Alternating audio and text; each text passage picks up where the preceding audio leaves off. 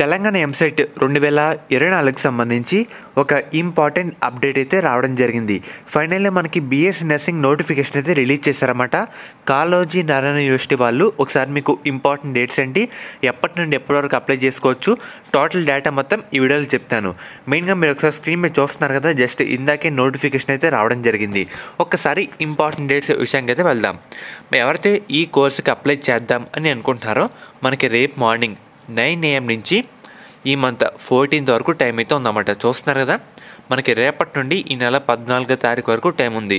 మళ్ళీ మనకి లింక్స్ కూడా అప్లై చేసేందుకు కరెక్ట్గా రేపు మార్నింగ్ 9 AMకి అయితే యాక్టివ్ అయితే చేస్తారన్నమాట. మనమైతే అప్లై చేసుకోవచ్చు.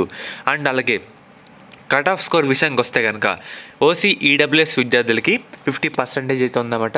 ఎస్సీ ఎస్టీ బీసీ వాళ్ళకి 40%. అండ్ అలాగే ఎవరైతే ఫిజికల్ డిజేబిలిటీ వాళ్ళు ఉంటారో వాళ్ళకి 45% అయితే ఉంది. ఎవరైతే రేపు అప్లై చేద్దాం అని అనుకుంటున్నారో వాళ్ళకి వెబ్సైట్ అయితే ఇదే. ఈ వెబ్సైట్ లింక్ కూడా మీకు డిస్క్రిప్షన్లో ప్రొవైడ్ అయితే చేయడం జరుగుతుంది. మెయిన్గా మనకి ఈ వెబ్సైట్లోనే వెబ్ ఆప్షన్ కానీ ఎలా అప్లై చేసుకోవాలి, సీట్ అలాట్మెంట్ అన్నీ దీంట్లోనే రావడం జరుగుతుంది అన్నమాట.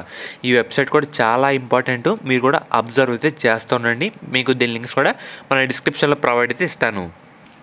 అండ్ అలాగే మెయిన్గా అప్లికేషన్ ఫీ డేటా మనకి విషయానికి వస్తే కనుక ఓసీ అండ్ అలాగే బీసీ విద్యార్థులకి మనకి 2,500 రూపాయలు అన్నమాట. 2,000 వచ్చేసరికి ఎస్సీ ఎస్టీ విద్యార్థులకి 2,000 రూపాయలు, ఓసీ మరియు బీసీ విద్యార్థులకి 2,500 రూపాయలు అన్నమాట. ఒకసారి డాక్యుమెంట్స్ ఏంటని చెప్తాను. మనకి తెలంగాణ ఎంసెట్ హాల్ టికెట్ అయితే కావాలి. ఇవన్నీ పీడిఎఫ్ ఫార్మాట్లో మనం అయితే అప్లోడ్ అయితే చేయాలన్నమాట. తెలంగాణ ఎంసెట్ ర్యాంక్ కార్డ్ అయితే కావాలి. 10th క్లాస్ మార్క్స్ మెమో, దాన్ని బర్త్ సర్టిఫికేట్ అని పిలుస్తాం, అది కూడా కావాలన్నమాట. తర్వాత ఇంటర్ మార్క్స్ మెమో మనకైతే కావాలి. స్టడీ సర్టిఫికేట్స్ 9th నుంచి 10th వరకు స్టడీ సర్టిఫికేట్ అయితే కావాలన్నమాట. అది కూడా ఒక సింగిల్ పీడిఎఫ్ ఫార్మేట్లో. అండ్ అలాగే ఇంటర్ 2 years సంబంధించి స్టడీ సర్టిఫికేట్, తర్వాత టీసీ అయితే కావాలి. అండ్ అలాగే లేటెస్ట్ క్యాస్ట్ సర్టిఫికేట్ అయితే కావాలన్నమాట. అండ్ అలాగే parent income certificate, EWS, bridge course certificate, ఎవరైతే బ్రిడ్జ్ కోర్స్ వాళ్ళు ఉంటారో వాళ్ళు వచ్చేసరికి అది. అండ్ అలాగే రెసిడెంట్ సర్టిఫికేట్, ఎవరైతే ఓపెన్ స్కూల్ వాళ్ళు ఉంటారో వాళ్ళ సరికి రెసిడెంట్ సర్టిఫికేట్. అండ్ అలాగే ఆధార్ కార్డ్ అయితే కావాలన్నమాట. లేటెస్ట్ పాస్పోర్ట్ సైజ్ ఫోటో అయితే కావాలి. అండ్ అలాగే మన సిగ్నేచర్ అయితే కావాలన్నమాట. ఇవన్నీ పీడిఎఫ్ ఫార్మాట్లో అప్లోడ్ అయితే చేయాలి. మన పాస్పోర్ట్ ఫోటో వచ్చేసరికి జేపీజీ ఫార్మాట్లో మనమైతే అప్లోడ్ అయితే చేయాల్సి ఉంటుందన్నమాట. ఇదైతే గుర్తుపెట్టుకోండి.